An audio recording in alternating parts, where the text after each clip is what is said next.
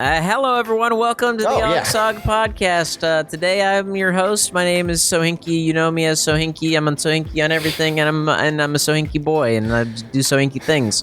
If you shorten your name, are you a So Boy? Is that supposed to be like a soy boy? Yeah, it was a reach. It was a reach around. But welcome to this podcast where we talk for an hour every other week, and if you're on YouTube, every week to appease a hunger, an ever hunger. I don't even know what I'm trying to say. Ever hungering, dark, eldritch deity? god. Yeah. There we go. You got me Who there. sometimes plays poker with Cthulhu? Maybe they might be I poker don't buddies. know. Does They he could be mention poker that to buddies. you? I didn't No, he's really- not. I just assume, and that could get me devoured making assumptions like you're gonna that. You're gonna wanna keep those assumptions to yourself. There, you know bud. what You wanna- making assumptions means? Means he eats you. it means an eternity being slowly digested in a gelatinous prison. Gelatinous prison. Mari thinks that sounds delicious, and she probably hasn't eaten today at all. So I will eat my way out of this gelatinous prison. yeah, You know, there's more gelatinous where the gelatinous gets eaten as it fills back in. I would love to be playing D&D with you guys, where I'm like, all right, you come down this corridor, and there's a giant Jello cube. It's like, do you mean like a gelatinous cube? I'm like, no. It is a cube made out of Jello, and it is jumping towards you. we eat it. We I consume pull it. out my fork of hungering. All right, roll for hunger. See how hungry you are, how much of it you can eat. But we have got some fun topics, but before we get into those, we should mention that, hey, if you're watching this on YouTube, this segment, guess what? There's a lot more where that came from. You can watch their entire video podcast over on Patreon, patreon.com/OGSoG, or you can always listen to the full thing on Spotify. I have a feeling, first of all, I feel like I know who submitted this topic, and hey, this is information I would like, because I certainly don't know how to do this, and I think we would all benefit from having this information. How do we make a successful unscripted web series? Killing it on the emotes. I feel like we always it's lined up with them so Paco, perfectly. from now on, please always be rolling on the Discord so we have it in case we're doing emotes. Oh, I forgot I had makeup on. What? Did you? The did the emote smudged wipe- to makeup. Yeah. I rubbed my eye. But I'm sorry. So, Inky, what was the very good prompt that I think a lot of people could get great information from? Oh, this is this is coming from a professional producer out there in the wild, just doing the dirty work of making things successful every day. It's a hard job. How to make a successful unscripted web series. I have no idea who submitted this. Well, the problem is there's imagine. no one here that's good at that. Like, I'm looking okay, so around, this is everyone here mine, is bro. bad at that. Oh, I'm sorry, it's Joe's jumping. Even if you take my professional career and resume out of it, the Jobin emotes. we have made some very successful unscripted series. Whether it's a fan favorite like Mario Kart or Grand Theft Auto or anything from our D&D stuff. What emote was that? Yeah, no. What do you think, based on the stuff that we've made, makes a successful money does it? What makes a successful unscripted series? Trying to grab this bag of money. Hang on. Maybe you should start. Kick things off for us, Joven, and then we'll. So I live very strictly by the rule: personality first, content second. It was our golden rule at SG, and then on to everything else that we kind of worked on. Where gaming second, not content second. Well, content second. yeah, for SG it was like the game came second. But like ultimately what it means is that whatever your gimmick is, whatever your structure is, it doesn't matter.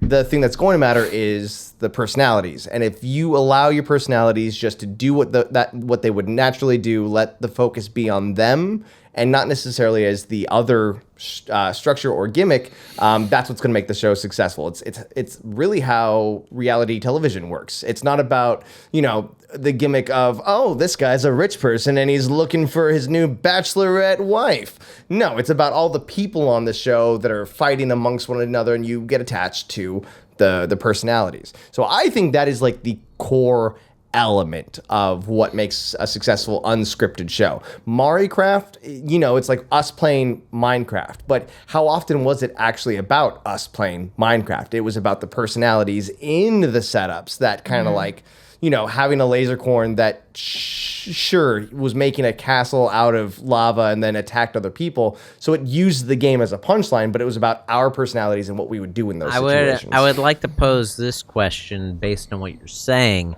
Do you think that is universally true, or do we think that is mainly just like a YouTube thing or like a TikTok thing or whatever it is? But it's like, I think it's very, very true what you're saying for YouTube, because like the kind of people that seek out YouTube videos, like they kind of want that personal connection. They want to feel like they know you or are getting to know you or whatever.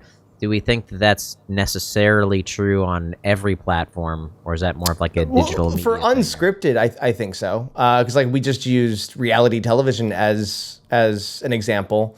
Again, it's like what sells a show isn't like, oh, you're doing a documentary on people who drive trucks through ice mountains.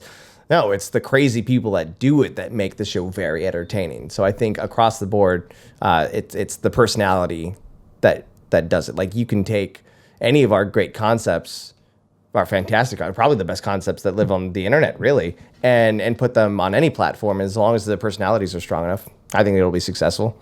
Where do game shows kind of fit in there? Like television game shows? Because television game shows. Do you know how much casting goes into, The Price is Right, for example? Like look at Noah. Of course Noah got picked. He's a great personality. Who do you want on Wheel of Fortune? You want someone that's going to give you some reactions. You're going to want someone that can be personality first.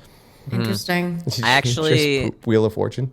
To back up what you're saying, my brother used to live with this guy who tried out for the very first season of MasterChef, and he's a really, really good cook. And he instantly made it past they had two parts of the tryout. You had like the food round where they tried your food, and then if they liked your food, they would interview you. And he he just wasn't interesting enough. Like they didn't like him in the interview, but like afterward, one of the chefs came up to him and they're like, "Hey, I need that recipe." Did he give it to him? Yeah, he gave What? it to him. Be like, no, put me on the show. Yeah. I'll give it to you.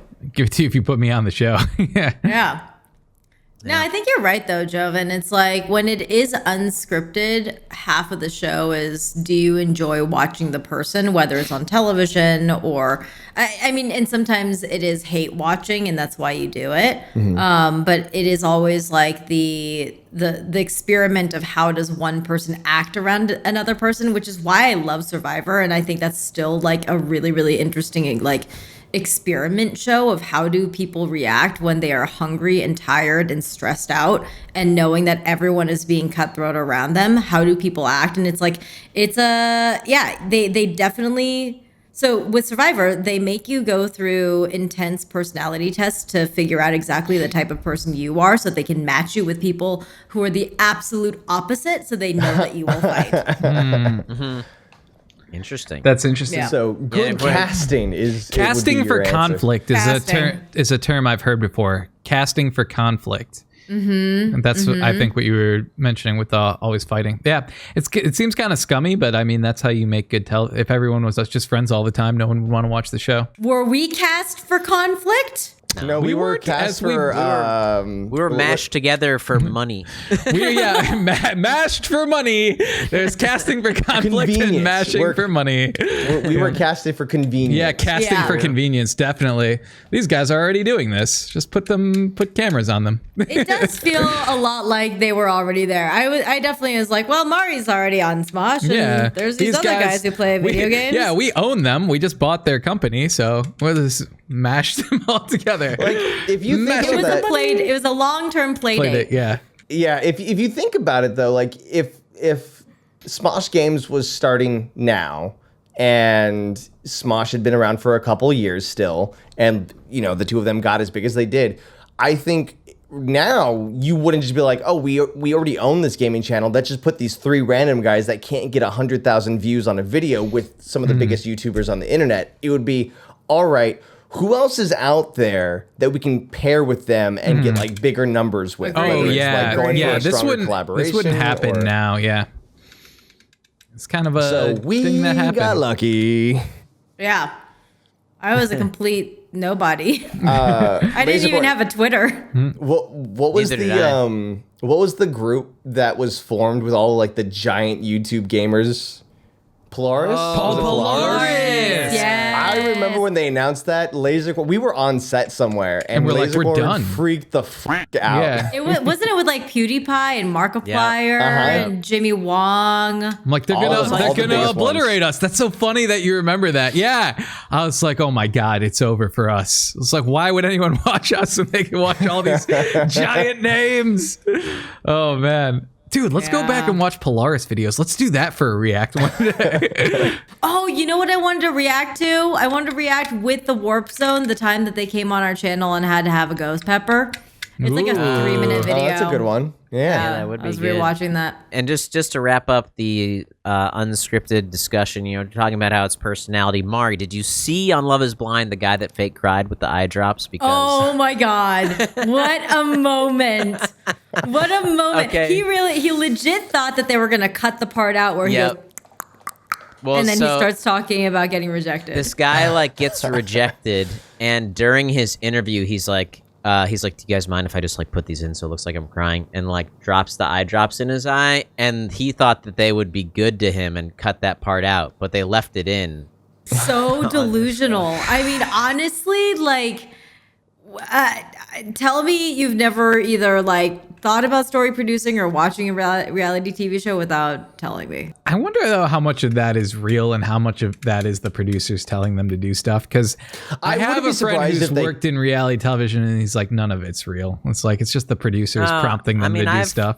Yeah. I will say I've briefly worked in reality television, and I think that it's a mixture. There is some real stuff, and then and a lot of times the first take of something is real, but then they will direct people. They'll like have them do it again, redo it. Yeah. Them. I think depending on the show, like VH1 shows, everything at 51 Minds was like, they could casting, so they didn't have to like egg anyone on. It was just like, let me roll the camera, and then you've got the story producers in Video Village watching everything and being like, all right, here's our storyline. Like, he's talking about him and he's stealing his girlfriend right now. That's the story for this episode. Yeah. I think as soon as you put cameras on people will do stupid things just because it's there. I ate a cricket unprompted just because it was there. Like, no one was like, hey, this might make it in. I'd be like, hey, it's a cricket. Should I eat? I'm going to eat this cricket now. Did it make it to TV?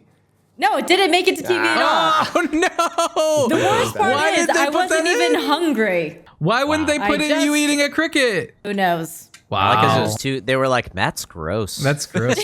No one wants to see that. I'm sorry you had to eat a cricket. I'm sorry I'm a stupid person that made a decision to do so. All right. Well, let's switch gears a little bit. Is this 2023 yet? Are we there? Yes, we are currently in 2023. Oh my God. There's an emote for everything. I don't know if we're going to have to cut out most of this podcast where we're just laughing at each other's stuff. No, Paco's capturing all this. Oh, hey, thanks for all your support here on Patreon. You can see, look at this list of patrons that are supporting us. And thank you so much to all those people. Do you want to join those people, or are you already one of those people? That's great. I forget what I'm supposed to be saying. What am I supposed to be saying at the end? Okay. Yeah, well, thank you to all these people you see on the Patreon supporter page. And also, we've got more videos, and I'm going to point to them with this box cutter, and you could go here or here for a video, or maybe here. Somewhere there's more videos. Watch more of our videos and pledge us more money. All right, thank you.